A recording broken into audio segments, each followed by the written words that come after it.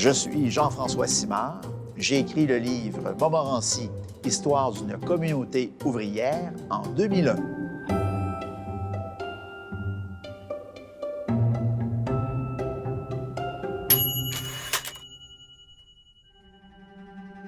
En définitive, j'ai pas beaucoup de mérite parce que ce livre-là est en quelque sorte le condensé d'une thèse de doctorat que j'ai fait à l'Université Laval au département de sociologie. Et donc, avant l'élection de 98, j'avais déposé ma thèse, il y a eu évaluation, les jurys m'ont demandé d'y apporter quelques corrections, et une fois le tout déposé, imaginez-vous donc que je croise à l'Assemblée nationale Gaston Deschênes, qui était alors recherchiste à la bibliothèque de l'Assemblée nationale. Et Gaston m'a mis dans la tête la très mauvaise idée de publier cette thèse, d'en faire un livre, remanié un peu, et de la publier aux éditions Septentrion, dont le siège social est ici, à Québec. Ça a été assez rapide parce qu'il faut comprendre qu'avec tous les moyens technologiques dont on dispose, on a fait quelques papiers collés, j'ai retranché tout ce qui relevait du chapitre méthodologique. J'ai retranché quelques passages qui étaient un peu trop longs, fastidieux ou inutiles à la compréhension générale de l'histoire. Et finalement, ça a donné un livre de quelques 200 pages. Bien, on a fait un lancement dans Montmorency, dans le vieux Montmorency, en présence de Bernard Landry, qui était à l'époque personnage politique très important, qui allait devenir sous peu premier ministre du Québec, donc il était vice-premier ministre. Alors Bernard est venu, c'était un ami de longue date, et il y a à peu près 200-300 personnes de Montmorency qui s'étaient réunies pour participer à ce lancement, dont je garde des souvenirs extraordinaires. D'abord, les gens de Montmorency ont un très fort sentiment d'appartenance et d'identité. On est de Montmorency. Et un livre qui parle d'eux, bien sûr, ça rappelle toujours des beaux souvenirs, ça vient jouer un peu parfois dans les émotions.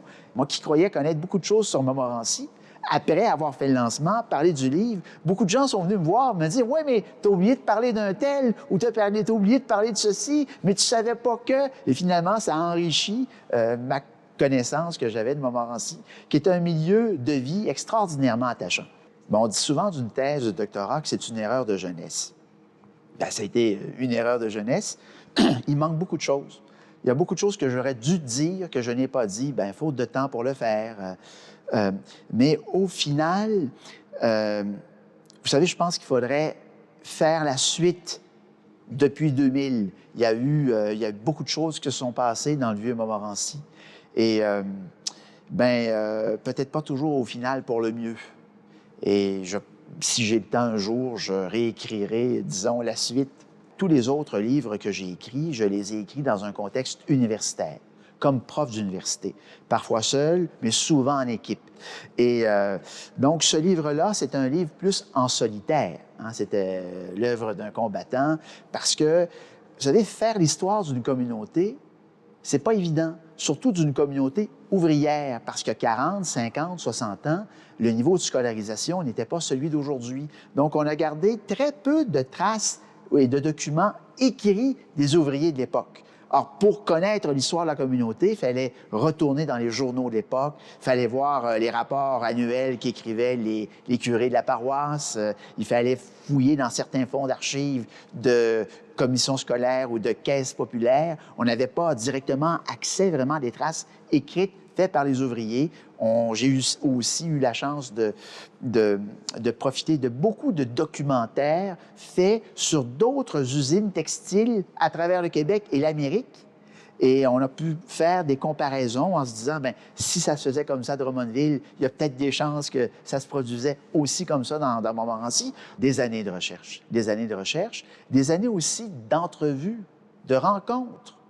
On a été puisé dans ce qu'on pourrait appeler la mémoire des gens, dans la tradition orale.